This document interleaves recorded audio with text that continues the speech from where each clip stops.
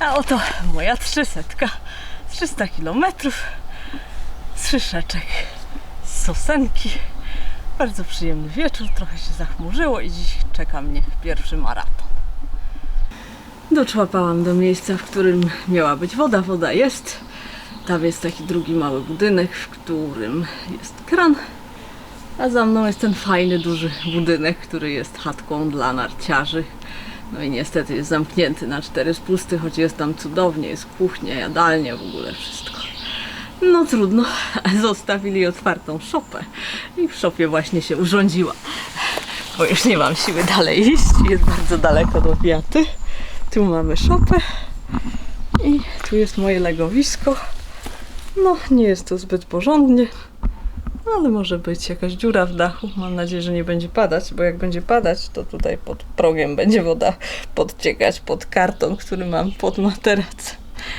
No, ale powinno być ok.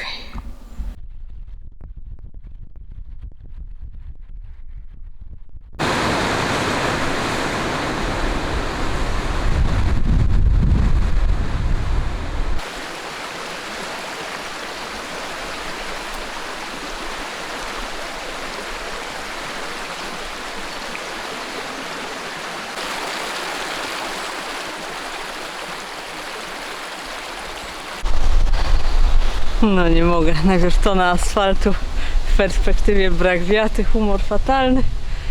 A tutaj Szwedzi znają Trail Magic, jest kilka jeszcze pełnych butelek, jest otwieracz genialny.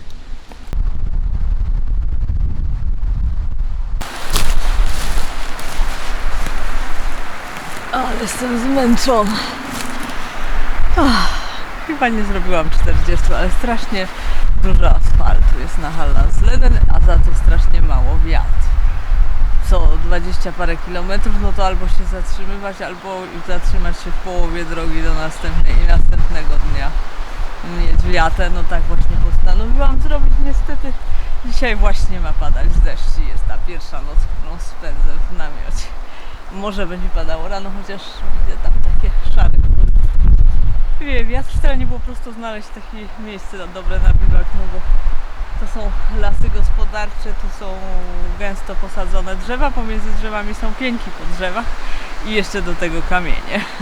No ale udało mi się takie w miarę płaskie miejsce znaleźć, no i walę się do namiotu.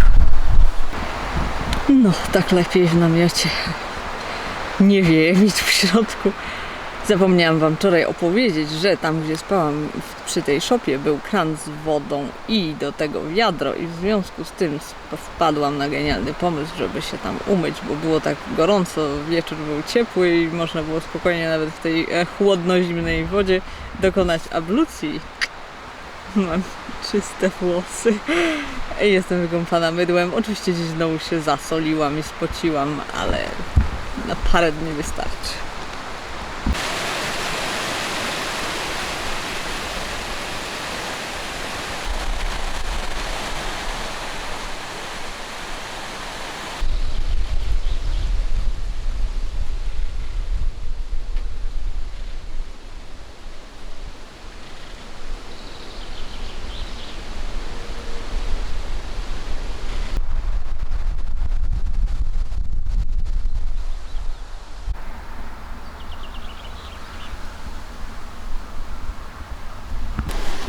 No, udało mi się dobić do wiaty, ależ daleko są od siebie.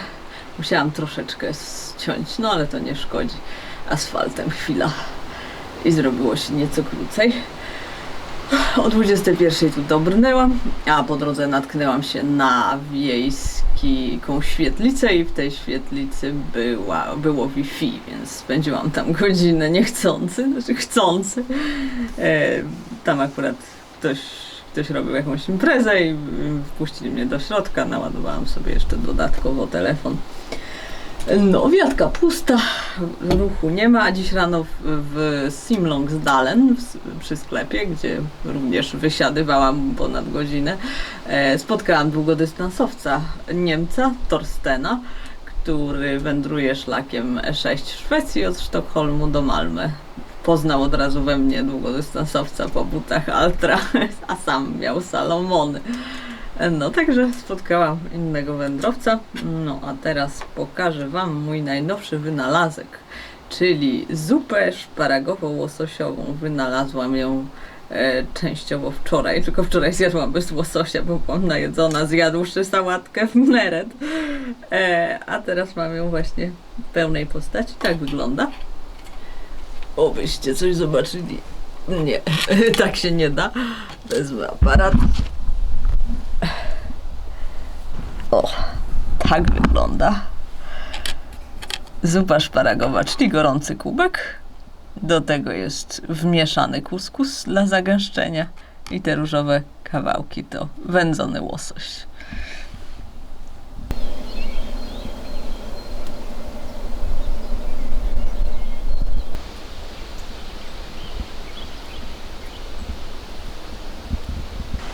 Te kamienie nie są ułożone przypadkowo, to jest cmentarzysko z początków naszej ery. Tutaj jest kamienny trójkąt, kamienny krąg, no i kurhan.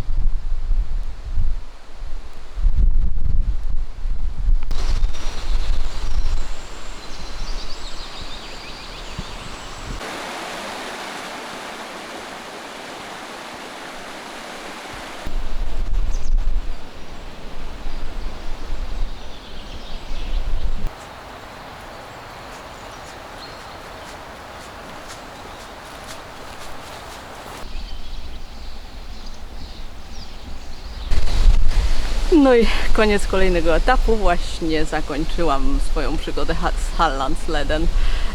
Tutaj mamy już Gislaved-Sleden. Mam nadzieję, że dobrze czytam. Ten napis wygląda bardzo starożytnie. Mam nadzieję, że oznakowanie będzie równie dobrze jak na dwóch poprzednich szlakach, o czym przekonam się za chwilę. No i też pod względem regionalno-administracyjnym powinnam już chyba zaraz być w Smolandii. Nie jestem pewna, kiedy to nastąpi. Ale jak zauważę, to Was poinformuję.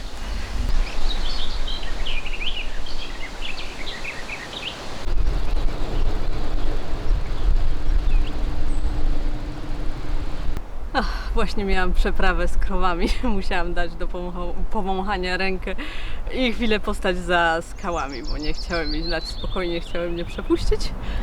A tu właśnie czeka na mnie nowe województwo. Nie byłam pewna, jak ono się będzie nazywało, nie sprawdziłam tego wcześniej. Smolandia to jest bardziej region kulturowy i pewnie obejmuje więcej niż jeden len. To jest Jönköping-Län. Mam nadzieję, że dobrze mówię. Z tymi szyich to ja wciąż mam problemy. No w każdym razie to jest właśnie granica administracyjna. Jest 400 km. Wychodziło trochę wcześniej, ale ciekawe okolice, a tutaj za plecami w pewnej odległości ładne, błękitne jezioro. Jest strasznie gorąco. 15 lat temu, jak byłam pierwszy raz w Szwecji, to ciągle lało i było zimno, a teraz jest ponad 25 stopni, dziś chyba 27. Cały czas świeci słońce. Mam nadzieję, że się wreszcie wykąpię w jeziorze dzisiaj. A tymczasem 400.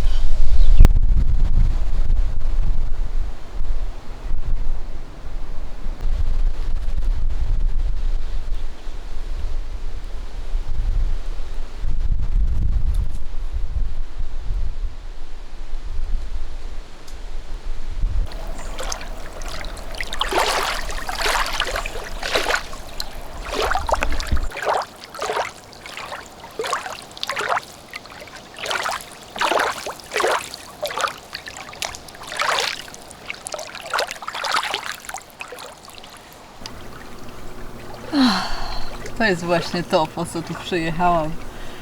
Piękne, cudowne, błękitne jezioro położone w lesie, zachód słońca ciągnący się w nieskończoność.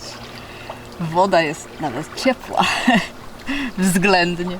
Cały dzień czekałam na to, żeby wreszcie się wykąpać, bo teraz dotarłam już do kraju jezior, do tej części środkowo-południowej Szwecji, w której tych jezior jest już dużo, bo w samej południowej nie było i były nieapetyczne, a to jest naprawdę fajne. Czyściutka woda, nic do zarzucenia. Miałam zamiar spać pod wiatą. Wiata jest jakieś 500 metrów stąd, ale niestety okazała się być zajęta przez kilku facetów, którzy na pytanie o to, czy jest miejsce do spania, udzielili bardzo krótkiej, a treściwej odpowiedzi nie. No to poszłam wobec tego rozbić swój namiot. Nie żałuję jakoś specjalnie, przynajmniej jestem sama i mam spokój. Nie będzie kondensacji, jest na to zbyt ciepło i zbyt sucho. No i znalazłam to cudowne miejsce. Większość, jakby cały brzeg tego jeziora jest kamienisty, wyjątkiem jest, zdaje się, to miejsce, w którym jest wiata, tam jest plaża, a także tutaj mam taką malutką plażę, która wygląda jakby była nietknięta ludzką stopą. Oczywiście to pewnie nieprawda, ale nie szkodzi. Tak właśnie jest przyjemnie tutaj.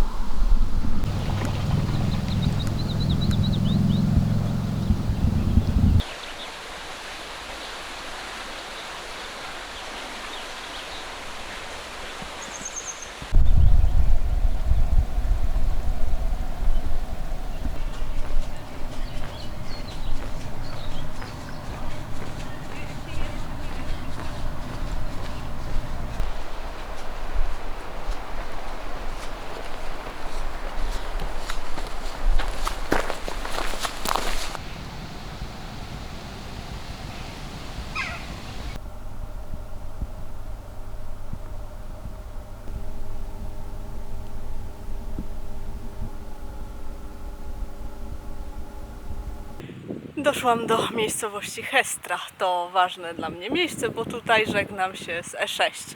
Tutaj właśnie kończy się Gislaved-Sleden, a następny szlak idzie już w tamtą stronę, w kierunku Sztokholmu.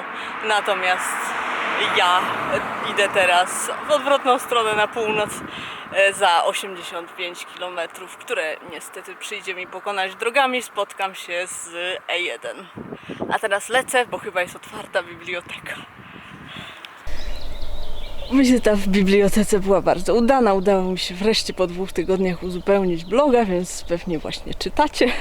A tymczasem ja jestem już nad jeziorkiem. Troszkę wyszłam poza Hestrę, żeby mieć jakieś spokojne miejsce. Tam jest na półwyspie plaża, ale tam jest pełno ludzi i pewnie byłby hałas i brak spokoju. Zresztą nie wiadomo, kto tam będzie po nocy chodził bez przesady, czy tam jeździł. A tu jest taki mały miejski szlak, blisko drogi, ale fajnie ukryty. Taki jakby parking. No i tu sobie rozbiłam namiot. O, właśnie, tam jest mój namiot. Powinna być przyjemna. Noc jest znowu strasznie gorąca. Jakieś chmurki się na szczęście pojawiły, bo już jestem tak spalona wszędzie.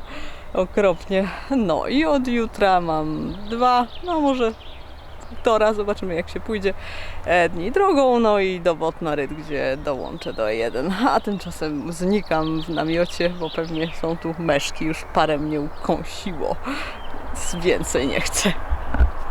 Dopiero zaczęłam ten odcinek asfaltowy, a już jakiś fajny akcent. Właśnie przekraczam granicę kolejnego regionu, czyli Västra Götaland. No to będzie już chyba 4, tak, 4 z 9, a te ostatnie są bardzo długie, te na południu są niewielkie. No to lecę. I jest 500 kilometrów, połowa 1000, jakby powiedzieli niektórzy. Zeszłam już z tej głównej drogi, jestem teraz na takiej mało czeszczanej i jest pochmurno, hura, hura, pokropił nawet deszczyk. Tyle, idę dalej w kierunku 600. Nie jest tak źle, jak się obawiałam. sporo było gruntówki zamiast asfaltu. Połowa jak na razie. Mam zrobione 21 km i chyba z tego 8 było gruntowych, także spoko. Teraz właśnie nabrałam wody. Tu jest kranik, bo jestem na cmentarzu. W Szwecji zawsze przy kościele jest woda do podlewania kwiatków i raczej jest jadalna. Smakuje względnie normalnie i nie ma w niej żadnego mułu, tak jak w studniach. Więc zajrzę jeszcze obejrzeć kościół, bo kościoły są bardzo ładne.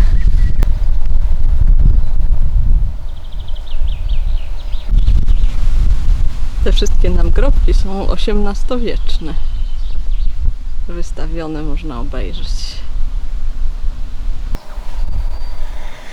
Hej, hej. Moje popołudnie się całkiem rozkręciło.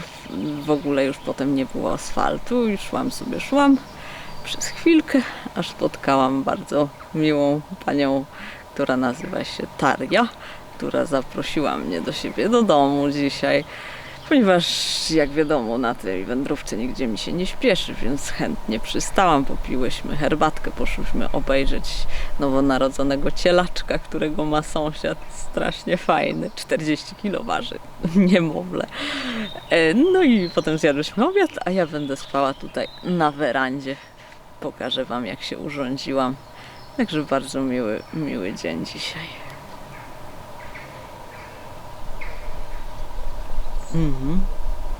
No właśnie. Oto właśnie moja weranda. Zawiesiłam sobie moskitierę na takim rusztowaniu. Śpiworek już czeka, aż się w niego zawinę.